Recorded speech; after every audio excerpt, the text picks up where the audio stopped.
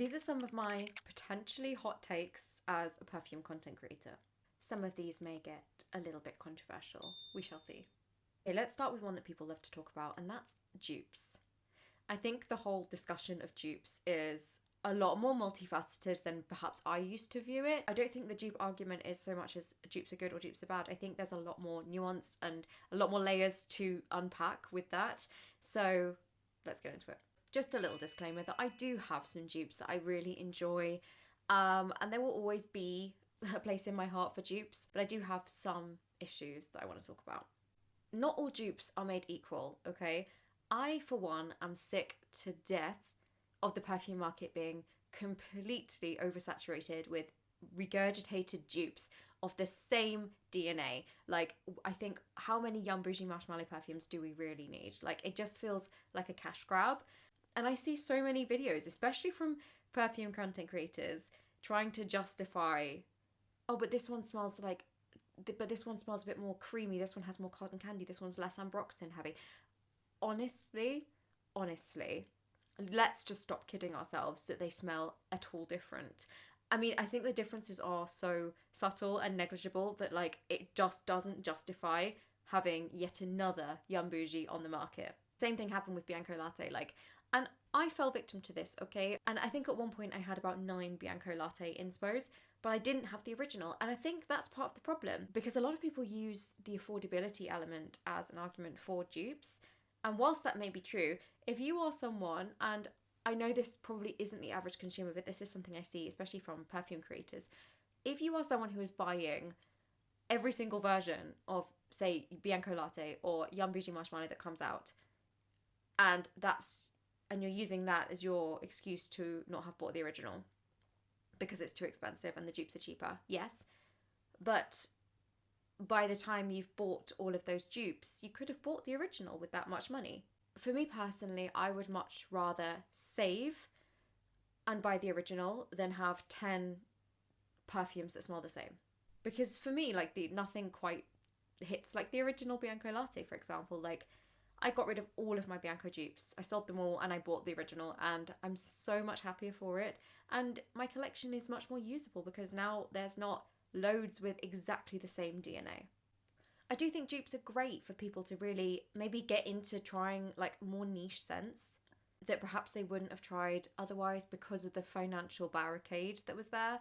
Then you get into the whole issue of, like, the quality, and my nose has become more discerning since I've got more into niche, and I feel like you can really tell. And like I say, some of these dupes are great, but some of them are just horrid quality, and it shows, and it's such a waste of money. When people then go on to say that a dupe is better than the original or it's a one-to-one, that also can get a bit irritating, I think.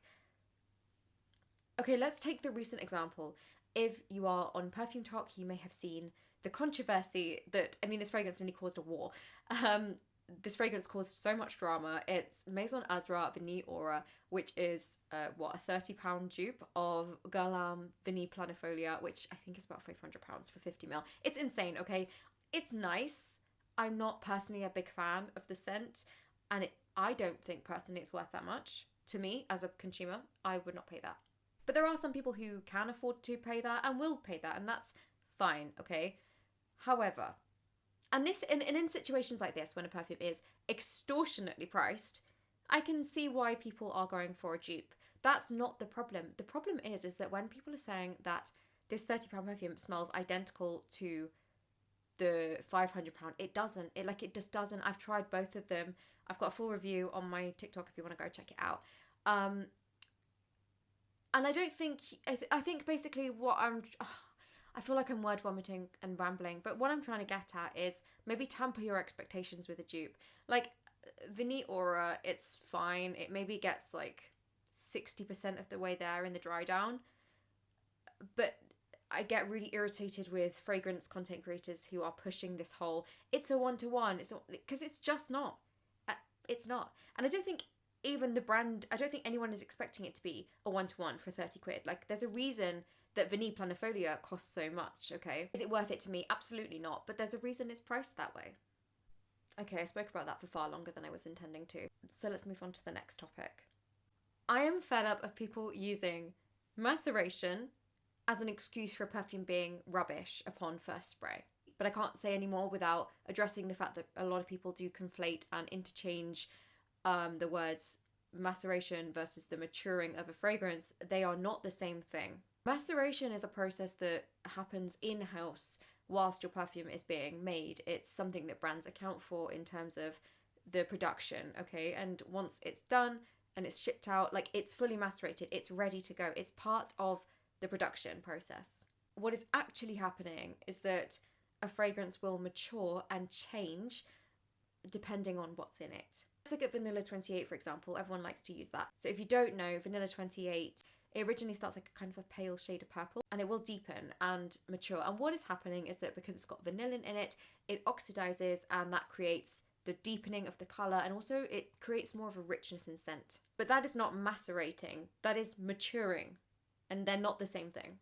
But then I see a lot of people using maceration as a reason why the perfume doesn't smell good on first spray. Like, I find this a lot with Middle Eastern fragrances. For example, I tried Nabras Elixir recently, and I really hated it. I thought it was terrible. And I had quite a few comments of people saying, oh, it's just because it's freshly popped, like, give it time. No, I'm impatient. I paid, 30 quid for it? I don't want to have to wait for my perfume to become usable. Like, I expect it to be good right off the bat. And at the rate that a lot of the Middle Eastern fragrances and cheaper houses are churning stuff out, I wonder if they are not actually accounting for that, if they're expecting it to happen in the bottle. I don't know. I don't quite understand. And this is not me hating on any of those brands, by the way, because I own and love fragrances from Middle Eastern and cheap brands. I think that a lot of Perfumetok has a real problem with overconsumption. I think a lot of people on Perfumetok are less about the perfume and more about the buying of the perfume. I feel like every niche has overconsumption problems, but obviously I'm part of Perfumetok, so that's what I see the most. And I think it is hugely problematic in terms of spending behaviours and financial decisions and justifications as well. I am not immune to overconsumption, okay? Like, I am an emotional spender. Once I get an idea that I really want something, I can't like rest until I get hold of it. I see creators on TikTok who have hundreds and hundreds of perfumes, and I just find that, I mean, and it might just be me personally, but that would be so overwhelming to me. Like, if my collection gets above like 100, okay, and that's already a massive collection, but I am, again, a creator, I do get sent a lot, but I also declutter a lot because I want my collection to be only things I love, not things I like, okay? It's got to be a love or it doesn't stay.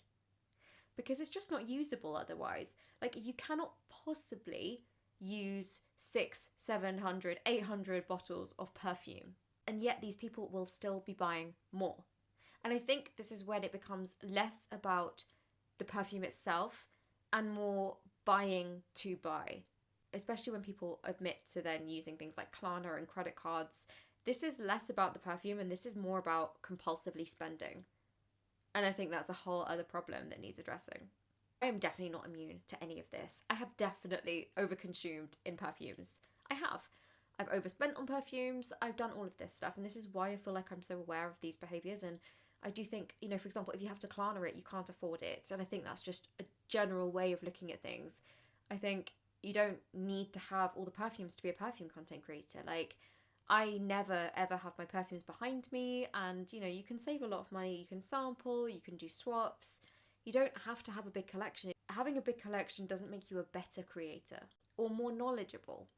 I just don't like how normalised it's become to overconsume to that degree, especially when I know that there are people out there putting themselves in financial difficulty and being reckless financially for the sake of a perfume. And they're not buying expensive perfumes, they're buying like a £20 perfume every day, you know, and that adds up so quickly. And then they say they can't afford the niche. Well, it's like, well, yes, you could. You just need to reframe where you're putting your money. I mean, obviously people can spend what they want, okay? This is just my ramblings, my observations since being part of Perfumetok this year. I think the ultra niche crowd are so pretentious, it's actually ridiculous. Ages ago I posted a video where I was trying some fragrances that are literally meant to smell like sweat, sperm, saliva, blood, like really like not nice things, okay? And I had quite a strong reaction to them. And I had so many comments from the really like ultra niche crowd basically saying that I was basic and that I didn't understand it, I didn't appreciate it, I missed the concept. But it's like, well, no, the concept wasn't lost on me, but I don't enjoy the smell of those things. I have a series on my TikTok where I've been trying the most controversial, the most disgusting, the most out there fragrances I can find. I actively seek out these things to try, even though my own personal taste of what I like to wear is incredibly basic. And I will hold my hands up to that, but that's no bad thing. I don't think being basic with fragrance is a bad thing. The way I view it is that these kind of out there fragrances are very conceptual and they're kind of like a piece of art. And art, like fragrance, is subjective and it's there to provoke a reaction. And in a lot of the cases with these fragrances, for me personally, it's a negative reaction. But that doesn't mean that I didn't understand the fragrance. So just because I didn't enjoy the smell of a perfume that's meant to smell like vomit, mold, blood, pus, doesn't mean I didn't understand it. Okay, I think that's enough rambling. If you're still here, well done.